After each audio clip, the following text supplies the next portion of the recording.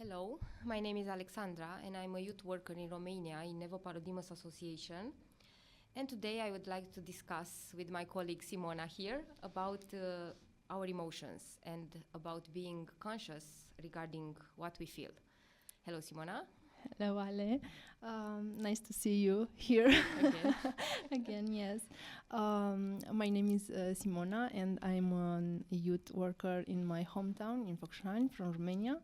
And as Alexandra said, we are here to talk about our insight.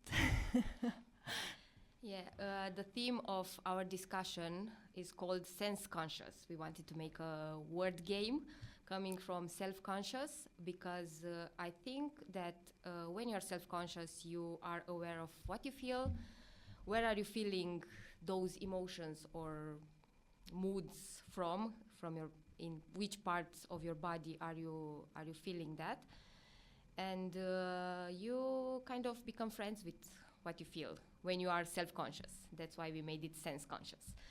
So I propose today to look a little bit inside Simona. I know it sounds scary, but it's not what you think. Yeah.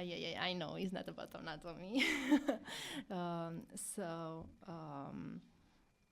Ale, could you tell me how are you feeling now? How am I feeling? Yeah. I think the normal response would be okay or fine. So I'm okay and fine.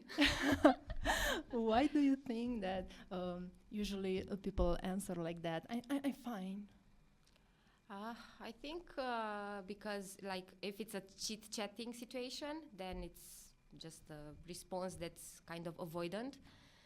But I also think that we sometimes have no time when we reply like this to really map our body and our soul to see how we feel exactly. So I think it's a way of solving the question very fast.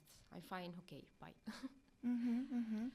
And I'm asking myself now somehow what or if it is I don't know appropriate answer when somebody asks me, oh, what are you doing, what are you feeling, or what should I do in that moment, because also the answer that comes into my mind is that maybe I need to put attention on my body, for example, I don't know, and answer that, okay, I'm fine, but I feel that and that, I think, or just what I am doing. Okay, now I am listening to you, Alexandra, for example.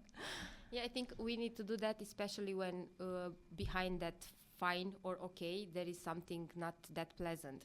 Because maybe sometimes when somebody asks you, how do you feel? And you say fine or okay, you just summarize a pleasant emotion that you actually have.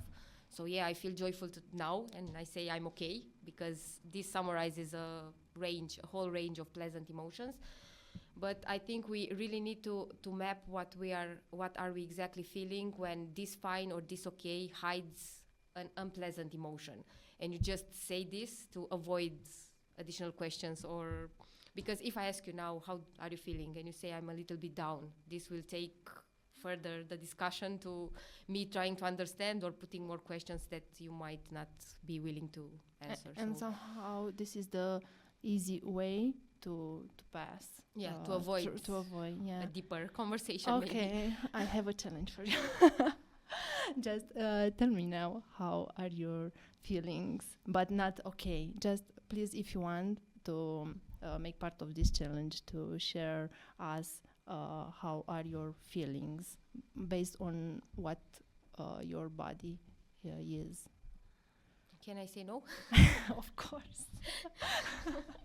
No, I think this question comes from a little bit of not anxiety. I think it's too much, but maybe from the fact that I feel a little bit nervous in this context, and the having to think about how I feel exactly. I don't know if I can put the finger on some emotion. It's like a mix of emotions, but I would say that I'm joyful because I am, and a little bit nervous. Let's say it. How about you? The same. To be sincere, pretty same. But also I can feel maybe a little bit panic because in my mind I should be in I don't know, in a way, and maybe I will not reach that I don't know, Expectations. that expectation that I have in my mind, not the others, because nobody put some pressure or expectation on me. So this is it. But also I want to say that for me, for example, it is an difference between response and react, because for example now I have some emotions that I experience into my body, but I can have a reaction like, I don't know, like run because I feel panic, or I just realize and use my brain to see, okay, this is are just some emotion that I experience into my body now, but I am in a safe place, so everything is fine. Just be with the moment. Happens, yeah. Yeah. But discussing about the fact that I mentioned at least a pleasant emotion and less pleasant, let's put it that way, because I don't think anxiety is necessarily negative or unpleasant. How do you think we manifest when we have some kind of emotion? How do you manifest pleasant emotions, or how do you, where do you seek for comfort, or how do you find comfort in yourself or in your surroundings when you feel something unpleasant? Like maybe analyze what you feel now and Okay, I try to figure out. Maybe I can see in myself that I'm doing gestures in my body when I feel nervous. Like, I don't know, let's take anxiety, okay? Or I have a tension in my body, so I have the, I don't know, the tendency to maybe run or stay alone or something like that from the situation. But as a tool that I use is to connect to my body. And if you want, I can share with you what I am usually do. Usually, I connect to my breath. I just close my eyes and just take a deep breath. And if this tool, it is possible to use almost in every context, when I'm alone, when I'm with other peoples, when I'm at work, or with my friends, anytime. And this makes you aware of what you're feeling, and then like first it makes you able to control. And first of all, create something, a space in my body, relaxing my my tummy, yeah, my abdomen part.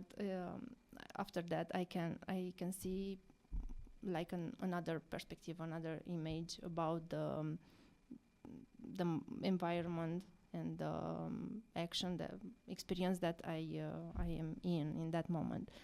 And also, I have another tool that is very very simple, like I don't know, maybe to feel my finger, my toes, or my hand somehow. Just put some pressure on my hand somehow, and in that moment, okay, this is my body. I'm here. It's like bringing myself in the present moment. And we are both youth workers, so working with young people, it's not the easiest when it comes to managing emotions, your own emotions, because in different situations or mobilities or interactions or activities, you might encounter situations where you reach a level of not being able to understand the others, and this creates different kind of emotions in yourself. But also, at least in my experience, I have to deal very often with a lack of knowledge when it comes to managing emotions from the people that I work with. How do you see this, like being able to become sense conscious when it comes to a larger audience or the environment around you. My question is, do you think the environment and people around you can influence the way you feel, or your emotions, of course, but the way you are able to be aware of them and control them, and also taking this into working perspective, like in your day-to-day experience with young people? How do you? Okay. It's a very wide question, so let's take it step by step. Okay. Yes. Okay. First of all, when I'm in a large group, if I feel tension, for example, when I'm working with teenagers or another group of people, if I want to express myself, first of all, I am sincere. I just tell them, okay, in this moment I feel angry. Because that thing that you did trigger me. So it's not your guilt, it's not your responsibility for what I am feeling, but is what I feel now. Maybe sometimes I need some moments to stay alone or just to breathe, to continue, because if not, I'll be in a reaction. And I have the tendency, of course, to, I don't know, maybe run or scream or something, to be in control of the situation. So it can create tension between me and youth. So for me, the path is to just to tell them what I am feeling in that moment. This is I don't know if it is a tool, but it is the way that the path that I used before. Because for me is when I am sincere and when I am telling you what I am feeling, I'm sure that also your image about me will be another. Maybe you see me that, okay, Simona is angry. Oh, I don't want to see her. But after that, you say, oh, okay, Simona is feeling anger, but it's nothing to do with me, so it's fine. I just need to let her a few moments to pass the emotion, because they are now. They will pass anyway. They'll pass away. Yeah, I also use this kind of tool. For me, the breathing part is not the easiest, especially when I'm in a bigger group of people. I cannot be aware of what I'm feeling by breathing. It doesn't help me.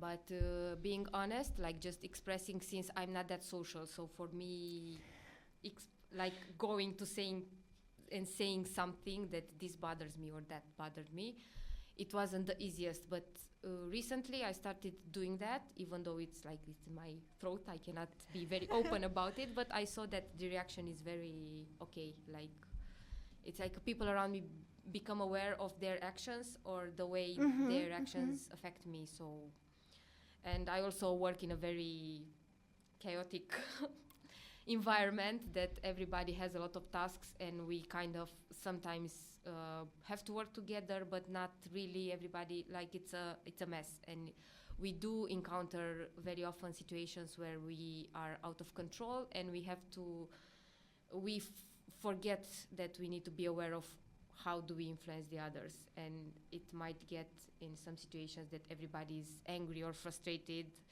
and we might just explode if we don't go and express what we feel. So yeah, this is what we use, at least in our day-to-day activities. We started like saying, that bothered me. Okay, you bothered me as well. Oh, and then it just goes away, The whole dynamic of the group is maybe more relaxed, and it's a very big change. Okay, and I don't know if it is another tools that you are using with your colleagues or at work.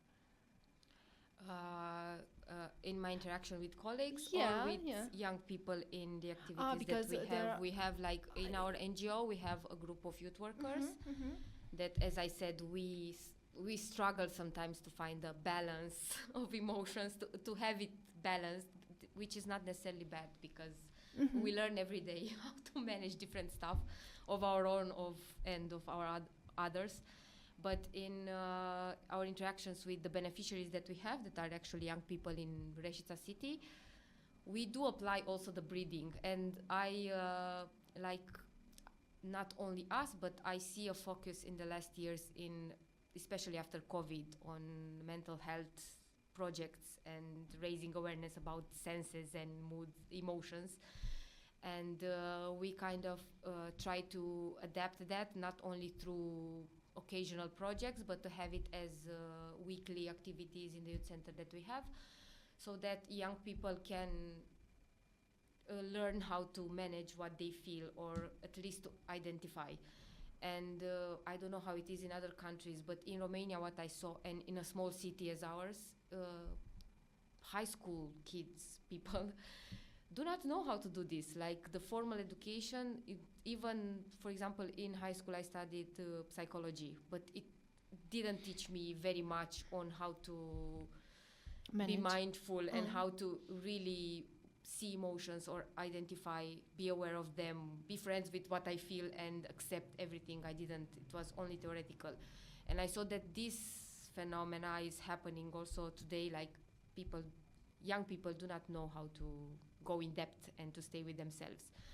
But we do try to have different kind of activities, and we have weekly workshops where we actually have breathing exercises with them, and we have a therapist that comes and opens different subjects that makes them engage and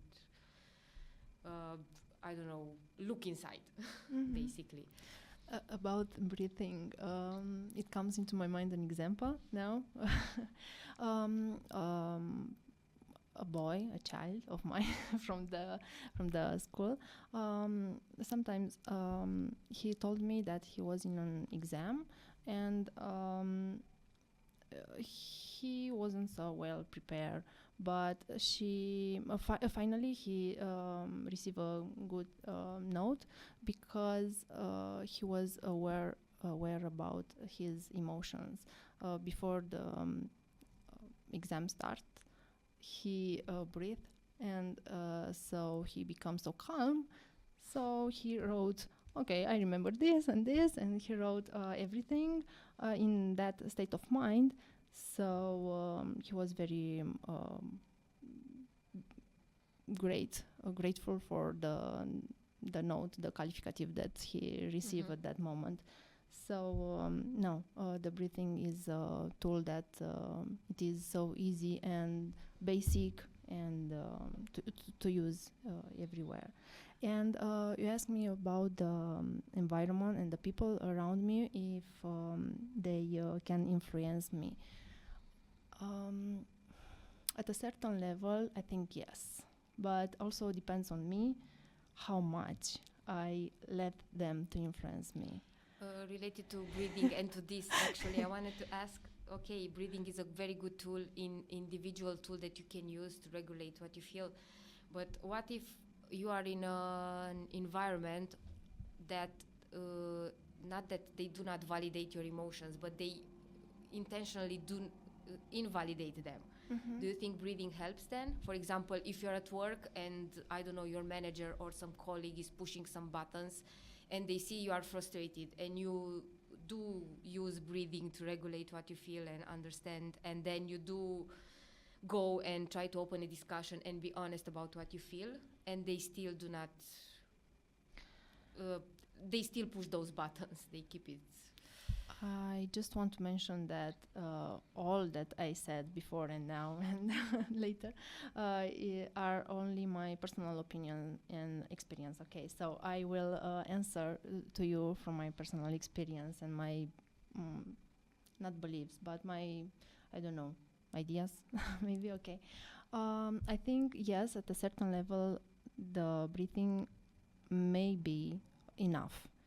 but not for everybody. Depends on the I don't know, the level of every person somehow. Okay, because maybe for somebody that usually puts some attention on his emotion might be enough, but for somebody that is at beginning might not be. Um, Another tool that I use is to see, to watch, to observe my body language, because from the body to the brain, the information is 80%. So if I stay like this, okay, my brain will understand that I'm maybe bored or tired or something. But if I stay like this, already my state of mind will be another. So maybe a tool, very useful, might be to observe our body, and to change, to improve if we need to do something in order to obtain another state of mind, for example. So that's why are many tools that I use in my past. Some of them I still use, but some of them are I let go of them because now I have another, or maybe I have just 2 or 3, I don't know. But 4 years ago, I had 10 tools, and I was okay. What I do now, like that. I opened this discussion about how does environment affects us, because I wanted to actually go back to the topic that we discussed today on that sense conscious, that I think, and again it's my personal opinion, that we have no control over The others. So in any environment we might find ourselves in, even if it's work related or just a group of friends or just random strangers that you step onto, it's up to us how we react, respond, how we interpret what the others are. Like, we cannot change anything in the others, so it's up to us to find the necessary tools to be aware of what we feel, what different situations in our life awaken us, and to just leave when it's needed, and when we feel that, stay if we consider that we are able to manage what we feel or control what we feel, or just change our state of mind, as you said. And also I think that might be it is very important to have patience with ourselves in any, I don't know, anything that our brain choose to do in any moment, not to judge ourselves if we're not let's say good enough for our mentality, because maybe I have a purpose to not be in reaction when somebody tell me something that I don't like. But if still I do, if still I will answer somehow, it's okay. It's okay. Just be kind with ourselves. And also I saw in my a way to act to others, when I started to be more kind with me, I started to be with others also. So as advice for the people who are at work, from my side, can be, first of all, to be kind with yourself, to themselves, and after that they will be for sure with others also. Yeah, and I think this also attracts different kind of reactions from the people around, even in difficult situations. If you like reflect kindness and a pleasant thing, then I think the others can change the way they relate to you. Thank you very much. I hope you don't feel the emotion that you expressed in the beginning. Yeah. I want to ask you, how do you feel now? Still It is joyful. still joyful, yes, and grateful for being here. Me too. And I enjoy very much this conversation. Thank you, Alexandra. Thank you. Thank you.